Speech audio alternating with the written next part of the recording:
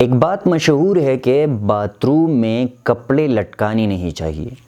کیونکہ bath room میں جنات وغیرہ ہوتے ہیں اور وہ جنات جو ہیں وہ اپنے اثرات چھوڑ جاتے ہیں ان کپڑوں میں، یا جادو وغیرہ کر لیتے ہیں ان کپڑوں پر، تو وہ کپڑے چھوڑنے ہی نہیں چاہیے، اور اگر چھوڑ دیے کسی نے تو وہ کپڑے پھر پہننے نہیں چاہیے، کیونکہ اس کے اثرات پھر انسان پر ہوتے ہیں۔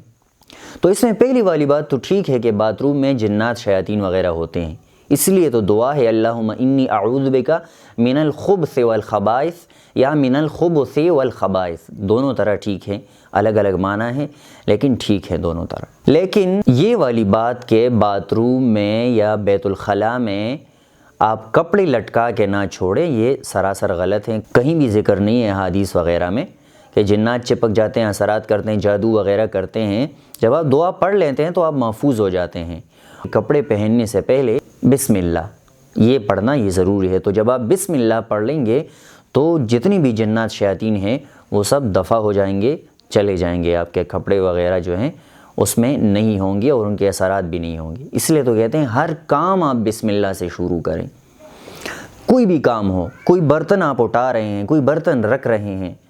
کھانا رکھ رہے ہیں، دسترخوان بچھا رہے ہیں، بستر ٹھیک کر رہے ہیں، چارپائی ادھر سے ادھر کر رہے ہیں، تو